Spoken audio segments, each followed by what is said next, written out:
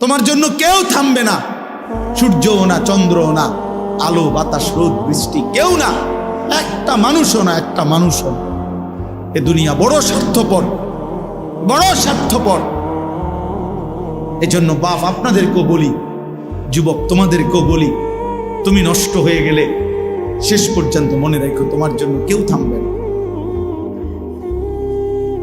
আপনাদেরকে বলি বাবা, স্ত্রী সন্তানের জন্য যদি আপনি হারাম উপার্জন করে জীবনটা শেষ করছেন, কোনোদিন পাবেনও নাই। সুদের টাকা, কিস্তির টাকা, হারামের টাকা, ওজনে কম দেওয়া, ধোকাবাজি, প্রতারণা করা উপার্জন করা দরকার ছিল না। আমনের কলজার মধ্যে শয়তানে বসায় দিছে যে বউ বাচ্চার লাগে এগুলা করতেছ, করো না রে বাপ, খোদার কসম এরা মনে রাখবে না, এরা মনে রাখবে না, এরা কোনোদিন বলবে না, এরা মনে রাখবে। দুপুরবেলা জানাজা হইছে, আসরের পরে জানাজা হইছে, কানছে 2 ঘন্টা 4 ঘন্টা, জি পুত নাতি নাতনি স্ত্রী সন্তান। ওই দিনকেই এশার নামাজের পরে দেখা যাবে এরা সবাই পাশের বাড়ির থেকে ভাত তরকারি রান্ধে আনছে, এরা খানা খাইতেছে, এরা গোশত খায়, মাছ খায়, ডাল খায়, সবই খাইতেছে। এরা না কানছে অনেক, ওই কানছে আর কি। এই জন্য আমি নিজেকে বরবাদ করে, আমার কবর, আমার আখিরাতকে নষ্ট করে আমি আমার স্ত্রী সন্তানকে হারাম খাওয়াইতে হবে, খোদার কসম এটা কোনো মুমিন করতে পারে, কোনো মুমিন করতে পারে। আমার ছেলে কোনোদিন 1 ওয়াক্ত ফজরের নামাজ পড়বে না, আর এমন জানোয়ারের জন্য আমি কামাই করুম, কমপক্ষে আমি আনিস এমন বেকুব না। তার লগে আমার আগে বোঝাপড়া করা দরকার। তুই মুসলমানের বাচ্চা কিনা আগে এটা বল, তুই ইমানদারের সন্তান কিনা বল বেটা। যদি তুই মুসলমানের বাচ্চা হস, আমি তোর জন্য মাথার ঘাম পায়ে ফেলে কামাই করমু, আমার এই কষ্টের উপার্জনের কিনা ফ্যান, খাট, পালং, সোফা, ফার্নিচার, বাজার সদাই, আর তুই বেঈমান সারা রাত মোবাইলে নারী দেখবি, ছবি দেখবি, কোনোদিন ফজরের নামাজ পড়বি না, এমন জানোয়ারের জন্যই আমি কামাই করলাম না। এমন হাইওয়ানের জন্য কামাই করতে বলছে কে? যার কপালে সেজদা নাই অত মানুষ না। এখানে আছে, দেখেন আপনি, আল্লাহ তাআলা বলছে সবচেয়ে নিকৃষ্ট মানুষ সে যে নামাজ নষ্ট করে। ফাখালাফা মিন বাদিহিম খালফুন, প্রত্যেক প্রজন্মের নিকৃষ্ট কারা? আল্লাহ বলেন আদাউস সালাহ, যারা তাদের নামাজকে নষ্ট করে দেয়। এখানে তাফসীরের মধ্যে লিখছে, অর্থ হইল যারা নামাজ ছেড়ে দেয় তারা না, বরং যারা নামাজ পড়ে কিন্তু নষ্ট করে। অর্থ হইল 3টা। 1, যে ব্যক্তি নামাজ পড়ে কিন্তু সবসময় বিলম্ব করে, যথাসময়ে নামাজ পড়ে না। 2, যে নামাজ পড়ে কিন্তু নামাজের ফরজ, ওয়াজিব, রুকু, সেজদা, তাসবিহ এগুলো ঠিক মতো আদায় করে না। 3, যে নামাজ পড়ে কিন্তু নিয়মিত জামাত ত্যাগ করে, মানে নামাজের জামাতে পড়ে না। এই ব্যক্তিকে বলা হয়েছে সে নামাজ নষ্ট করে, সে নিকৃষ্ট মানুষ। তাইলে যে নামাজই পড়ে না সে কি? সে কোনো আইটেমের মধ্যেই না, না, হে কোনো আইটেম নাই, হয় কোনো কি প্রকারের মধ্যেই নাই, ওর আলাদা কোনো প্রকারে নাই। বেনামাজির কোনো পরিচয়ই নাই, বেনামাজি কোনো মানুষের কাতারে না, বেনামাজি কোনো ইনসানে না, বেনামাজি কাল আনআম, চতুষ্প জন্তুর মতো, অথবা তার চাইতে নিকৃষ্ট। উপরে উঠার কোনো সুযোগ নেই, গরুর চাইতে উপরে যাইতে পারবে না সে, ছাগলের চাইতে উপরে কোনো মর্যাদা তার নাই, কুকুর বিড়ালের চাইতে বড় কোনো মর্যাদা তার নাই। আর যদি বেশি নামাইতে হয় তা এর চাইতে নামাইতে হবে, উপরের দিকে যাই।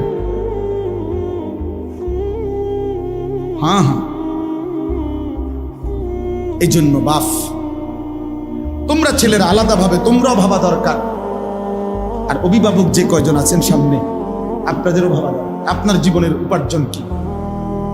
ভাত মিললে মিলবে, পানি মিললে মিলবে, সেটা আপনার মর্জি, দিলে দিবেন, না দিলে না দিবেন, খাওয়াইলে খাওয়াইবেন, পান করাইলে করাইবেন। তো রব্বানা লিউকিমুস সালাহ, তারা যেন নামাজ আদায় করে। নামাজ আদায় করে। এক সন্তানের জন্য বাবার প্রথম চাওয়া তার নামাজ, এক স্ত্রীর জন্য স্বামীর প্রথম চাওয়া নামাজ, এক মেয়ের জন্য বাবা মার প্রথম চাওয়া তার নামাজ, তার সেজদা, তার পর্দা, তার আখিরা। কারণ আমরা মুসলমান, আমরা বেঈমান না, আমরা দুনিয়াদার না, আমাদের গন্তব্য আখিরাত। আজ যদি আমরা মুসলমান ভুলে যাই আখিরাত, তো আখিরাত মনে রাখবে কে? হিন্দু বৌদ্ধরা, ইহুদি খ্রিস্টানরা? ওরা তো বুঝেই না কিছু। আল্লাহ তো কোরআনে বারবার বলছে ওরা বোকা, আহম্মক, লা ইয়াকিলুন, লা ইয়াফকাহুন। কোরআন সুন্নাহ বিহীন, তারা তো দলালিম মুবিন, স্পষ্ট গোমরা। আল্লাহ তাআলা বলছে মুমিন, আমি তোমাকে ঈমান দিলাম, নবী রাসূল দিলাম, আমার আসমানি কিতাব দিলাম, যুগে যুগে বুঝাইবার জন্য উলামা কেরাম দিলাম, তারপরও পথারাইলা কেন? এই কয়জন ছেলে পেলে বাবা, তোমরাই বলো ভাই, কিসের অভাবে নামাজের গুরুত্ব বুঝলা না? কি আল্লাহ চেনো নাই, না রসুলের নাম শোনো নাই, নাকি কোনো আলেমের মুখে কোনোদিন শোনো নাই, না কোরআন শরীফ কোনোদিন দেখো নাই, নাকি কোনো মসজিদ দেখো নাই জীবনে কোনোদিন, নাকি কোনো আজান শোনো নাই কোনোদিন? কিসের অভাবে হারায় গেলা যারা নামাজ পড়ো না? বাপ, একটা যুক্তি তো থাকবে, হুজুর আমি এমন মরুভূমিতে ছিলাম যেখানে কোনো মানুষ ছিল না, যার কারণে আমি আল্লাহ চিনি নাই, আখেরাত চিনি নাই। আমি এমন পাহাড়ের গভীরে ছিলাম, আমি এমন সাগরের তলদেশে ছিলাম যেখানে কোনোদিন আজান শুনি নাই, যেখানে কোনোদিন কারো কাছ থেকে আল্লাহর পরিচয় শুনি নাই। চারিদিকে এত মসজিদ, এত মাদ্রাসা, এত উলামা, এত টুপি, এত আজান, তারপরেও তোমরা যারা বাবা দিনের পর দিন নামাজ পড়ো না, কিসের অভাবে? কি যুক্তিতে? আল্লাহর সাথে বোঝাপড়াটা কি হবে? রাসূলুল্লাহ সাল্লাল্লাহু আলাইহি সাল্লামের সুপারিশ কেমনে হবে? কেমনে হবে? আল্লাহর নবী সাল্লাল্লাহু আলাইহি সাল্লাম বলেন, বেঈমানের সাথে ইমানদারের যুক্তি, আল্লাহর নবী বলছে আসসালাহ, নবীজি বলছেন আল আহাদ, চুক্তি। মানে আল্লাহ তাআলার নবী বলছে আমরা যেন বেঈমানের সাথে এই কথার ওয়াদা করে নিছি, চুক্তি করে নিছি, তুই আল্লাহকে সেজদা দিবি না, আমি ওয়াদা দিলাম, আমি তোর সাথে চুক্তি করলাম, আমি মৃত্যু পর্যন্ত আমার আল্লাহকে সেজদা দেব। এটা হলো মুমিন আর কাফেরের চুক্তি, অর্থাৎ তুই সেজদা দিবি না, আমি দেব। আল্লাহর নবী বলছেন ফারকু বাইনানা ওয়া বাইনাল কুফরি ওয়াশ শিরক, আমাদের ইমানদারের মাঝে আর মুশরিক কাফেরের মাঝে পার্থক্য আসসালাহ, নামাজ। নামাজ, ইমানদার সেজদা দেয়, নামাজ পড়ে, মুশরিক বেঈমান নামাজ পড়েন। নবীজি সাল্লাল্লাহু আলাইহি সাল্লাম বলছে মান তারাকা সালাতাম মুতাআম্মিদান ফাকাদ কাফারা, যে ইচ্ছে করে নামাজ ছেড়ে দিল সে কুফরি করল। খোদার কসম বাপ, তো রাসূলুল্লাহ সাল্লাল্লাহু আলাইহি সাল্লামের হাদিস। তুমি যদি দুই চার শব্দ পড়ালেখা করে কিছু বুঝো, আমরা তো পড়ালেখা করছি, আমরা বেকুব দেখে নি নামাজ পড়ি, আমরা বোকা দেখে নি হালাল খাইতে চেষ্টা করি, আহম্মক না, পড়ালেখা নাই। আমার তো সার্টিফিকেট আছে অনেকটি, কয়টা সার্টিফিকেট লাগবে? হ্যাঁ, এক পলিথিন সার্টিফিকেট হইব। ওই যে সারা বাংলাদেশে ফার্স্ট হয়েছে আলহামদুলিল্লাহ, সারা বাংলাদেশে 1998 সালে সমগ্র বাংলাদেশে 1 নম্বর হয়েছে। আমার অনেক সার্টিফিকেট আছে, এটি কই আছে কইতে পারি না, তুই রাখছি। অর্থ হইল তার বোকা না, সেজদাওয়ালা কি বোকা চাচা? ওরা কি ভাবছে, ওরা কি ভাবছে? শয়তান দুশ্মন ওদেরকে একটা চুলের মধ্যে লাগায় রাখছে, যে সারাদিন চুল ফিরাইবা এভাবে, এতে সালাম, এদের একটা কাম দিছে, শুধু চুলেটারে ফিরাইবা, চুলের উপরে 3 মাসের ডিজাইন বদলাইবা, চুলের উপরে কমপক্ষে 500 টাকা চুলের সেলুনে খরচ করবা। কারণ একেবারে স্পষ্ট কথা মনে রাখবেন, ছেলে বাবা মনে রাখো, চুলের উপরে ব্যস্ত থাকা, চুল নিয়ে, চুলের সৌন্দর্য, চুলের মধ্যে রূপচর্চা, চুল নিয়ে ব্যস্ত থাকা, এটা নারীর স্বভাব।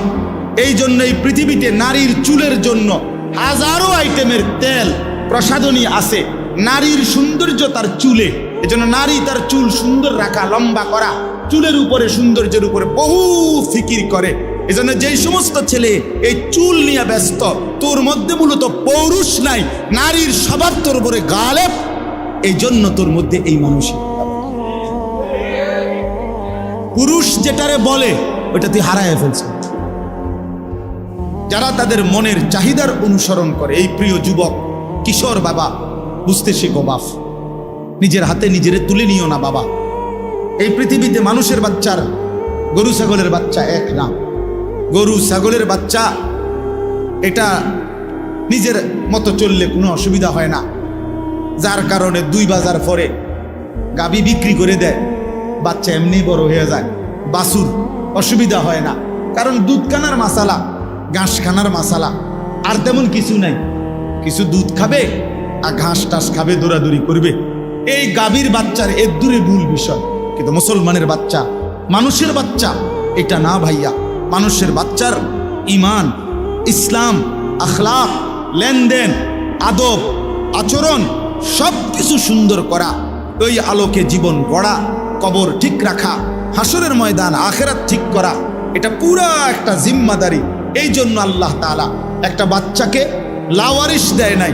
মাথার উপরে তার মা, বাবা, দাদা, দাদি, নানা, নানি, বড় ভাই, বড় বোন, চাচা, মামা, ফুফা, খালু, এত অভিভাবক দিয়ে আল্লাহ তাআলা তার মাথার উপরে রাখছেন যেন সে উত্তম আখলাক নিয়ে জিন্দেগি গঠন করতে পারে। এটা লাওয়ারিশ না, লাওয়ারিশ না। এজন্য প্রিয় ভাই আমার, আল্লাহ বলছে ওয়াত্তাবাউশ শাহওয়াত, যে তার মনের চাহিদার অনুসরণ করে, তার মনে যা চায় তা। কিসের আল্লাহ, কিসের রসুল, কিসের কোরআন, কিসের কিতাব? হুজুর আমি কিচ্ছু মানি না, আমি মুক্ত, আমি স্বাধীন, আমার মনে যা চায় তা। আমি 3 মাস আগে চুল রাখছি এভাবে, এখন রাখছি এভাবে। আমি একবার পরছি সিপা ফ্যান, আবার পরি ডোলা ফ্যান। আমার যা মন চায় তাই। আমি মন চাইলে দাঁড়াইয়া পেশাব করি, মন চাইলে বসে পেশাব করি, মন চাইলে হাঁটতে হাঁটতে পেশাব করি। না রে ভাইয়া, এটা মুসলমানের জিন্দেগি, এটা মানুষের জীবন না, এটা মুমিনের জীবন না বন্ধু।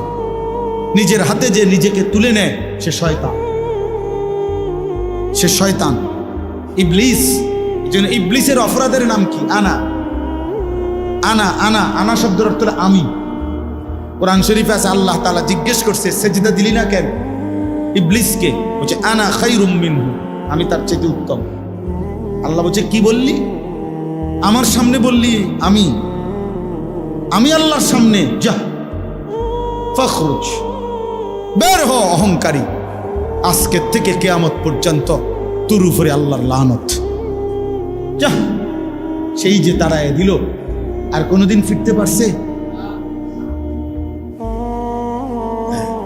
আমি আমার যা মন চায় তা। আপনি কে? হুজুর আপনার সমস্যা কি? আমি তো অনেক সময় বলি, অনেক ছেলেপেলে আছে না এমন, তারা একটু ভালো কথা বললে হ্যাঁ আপনার সমস্যা কি? তারা আরে বেটা বেউকুফ, আমার কি সমস্যা? তোরে না সমস্যা বেটা, আমার সমস্যার জন্য তো আমি বলছি না, তোর সমস্যা। তোর এই নারী ছবি, অশ্লীল দৃশ্য, বেনামাজি জিন্দেগি, ফজরের নামাজ না পড়া এই জীবন তোমারে জাহান্নামের আগুনে ফেলে দিবে। আমি তোমারে মায়া কইরা ধাউ ধাউ আগুন থেকে বাঁচাইতে চাই, এই জন্য ডাকছি। তোমার সমস্যা আমার হবে কেন? সমস্যা তোমার। নবীজি সাল্লাল্লাহু আলাইহি সাল্লামের হাদিসে আছে, নবীজি বলছে আমি চেয়েছি আমার একটা একটা উম্মত কোমরে জড়াইয়া ধরে হলেও জাহান্নামের আগুন থেকে বাঁচাইতে। সর্বশেষ কথা, ফাসাউফা ইয়ালকাউনা গাইয়া, আল্লাহ বলে এই 2টি মন্দ অভ্যাস যারা তাদের নামাজ নষ্ট করে, মনের ইচ্ছা মতো চলে, তারা নিকৃষ্ট প্রজন্ম, মন্দ উত্তরসূরি। আমি আল্লাহ তাদেরকে জাহান্নামের সবচেয়ে নিকৃষ্ট গর্ত গাই, এই গাই নামক গর্তের মধ্যে ছুঁড়ে মারে। পুরা জাহান্নামের মধ্যে সবচেয়ে নিকৃষ্ট একটি আযাবে, সবচেয়ে ভয়ঙ্কর একটা গর্তের নাম হলো গাই। তাফসীরে আছে। আশ্চর্য কথা হলো, নবীজি বলছে এই জাহান্নামের ওই গুহাটা এতটা ভয়ঙ্কর, জাহান্নামের বাকি অংশ আল্লাহর কাছে পানাহ চায় যে আল্লাহ, আমি জাহান্নামকেও ওই গর্তে ফেলিয়ে দেব।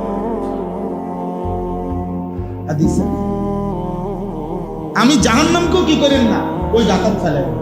আল্লাহ বলছে ফাসাউফা ইয়ালকাউনা গাইয়া, আমি ওই নাফরমান যে নামাজ নষ্ট করে আর তার মনের মতো চলে, আমি তার সেই গাই নামক জাহান্নামের গর্তে ছুঁড়ে মারব। আল্লাহ বলেন যে বান্দা তওবা করে গুনাহ ছেড়ে আমি আল্লাহর দিকে ফিরে আসে, ও আমানা, এবং আমি আল্লাহরে মেনে নেয়, ও আমিলা সালিহান, এবং নেক আমল করতে থাকে, ফাউলাইকা ইয়াদখুলুনাল জান্নাহ, আমি আল্লাহ ওয়াদা দিলাম এরা সকলেই জান্নাতেই প্রবেশ করবে। ওয়ালা ইউজলামুনা শাইআ, কোনো জুলুম করা হবে না, অর্থাৎ পিছনের ওই গুনাহগুলোর কারণে লজ্জা দেওয়া হবে না, বরং তওবা করে ফিরে আসলে, নতুন করে বন্দিগি শুরু করলে আমি আল্লাহ এখন থেকেই তারে জান্নাত দিয়ে দেব। এই জন্য প্রিয় ভাই, প্রিয় কিশোর, নওজোয়ান, বয়স্ক বাবা, আমিও, আমরা সবাই মিলে চলেন আল্লাহর দিকে ফিরে আসি। কার দিকে বলেন না, কার দিকে ফিরা দরকার? নবী সাল্লাল্লাহু আলাইহি সাল্লামের সুন্নাতের দিকে। আল্লাহ তাআলা আমাদেরকে তৌফিক দান করেন। ছোটবেলায় আমরা যখন মোটামুটি পড়ালেখা করতাম, আমাদের বুঝের বয়সে আমরা ছোটবেলায় দেখছি যে ডাক্তার, একজন ডাক্তারই MBBS ডাক্তার সব রোগের চিকিৎসা করত, যে কোনো রোগীকেই ওনারা ওষুধ দিত আগে। কিন্তু আজকে 30 বছরের ব্যবধানে আইসা, 20-25 বছরের ব্যবধানে আইসা এখন পরিস্থিতি হলো এমন, মানব দেহের প্রত্যেক অঙ্গের আলাদা আলাদা স্পেশালিস্ট থাকে, আলাদা আলাদা ডিপার্টমেন্ট।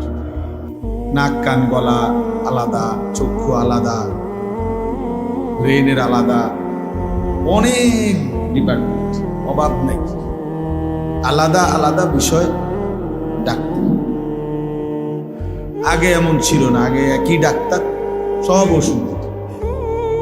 কিন্তু পরিবেশ পরিস্থিতি, প্রয়োজনীয়তার বিবেচনায় ভিন্ন ভিন্ন আলাদা আলাদা ডিপার্টমেন্ট করা হয়েছে। তাইলে একটা সময় আমরা মাদ্রাসায় পড়তাম, দেখা গেছে ছোটবেলাতেও দেখছি, নুরানিতে পড়তাম, তো এক ওস্তাদ সকাল থেকে নিয়ে রাত 10টা পর্যন্ত এই 10 জন, 20 জন, 30 জন বাচ্চাকে সব বিষয় উনি একাই পড়াইতেন। সময়ের প্রয়োজনে এখন বিষয় ভিত্তিক আলাদা আলাদা শিক্ষক ভিন্ন ভিন্ন রাখা আছে। তাইলে পরিবেশ পরিস্থিতি প্রয়োজন বিবেচনায় একই বিষয়কে অনেক সময় ভাগ করা হয়, কাজটা যেন বেশি হয়, প্রয়োজন যেন বেশি পূরণ হয়। আমাদের দেশে আলহামদুলিল্লাহ একটা সময় এলাকা 10 গ্রাম 5 গ্রাম মিলে ওয়াজ মাহফিল একটা বা দুইটাই হইত। 10 গ্রামে দেখা গেছে 5 গ্রাম মিল্লা একটা মাহফিল। আমি এমন একটা মাহফিলেও গেছি, একবার 2-3 বারই গেছি ওইখানে, কিশোরগঞ্জের দিকে। ওনারা বলছে যে হুজুর, আমরা আশেপাশের মোট 10 উপজেলা মিলে এই একটা মাহফিলের আয়োজন, 10 গ্রাম না, 10টা উপজেলার লোক একসাথে হয়ে বিশাল মাহফিল। তাহলে এক সময় এমনটা ছিল। সময়ের প্রয়োজনে এখন এলাকা ভিত্তিক, মহল্লা ভিত্তিক বিভিন্ন প্রয়োজনে আলহামদুলিল্লাহ এখন অনেক মাহফিল আগের চাইতে 10 গুণ বেড়ে গেছে। প্রতিটা মসজিদওয়ালা মনে করে ওনাদের মসজিদের জন্য একটা বাৎসরিক মাহফিল করা দরকার, মাদ্রাসাওয়ালা মনে করে মাদ্রাসার জন্য একটা বাৎসরিক মাহফিল দরকার। কবরস্থানওয়ালারা আমি মনে করে কবরবাসীদের রুহের মাগফিরাতের জন্য একটা মাহফিল করা দরকার। এরকম অনেকভাবে প্রবাসীরা মনে করে যে আমরা প্রবাসীদের উদ্যোগে একটা মাহফিল হওয়া দরকার। এরকম বিভিন্ন ভাবে আলহামদুলিল্লাহ অনেক মাহফিল এখন বেড়ে গেছে।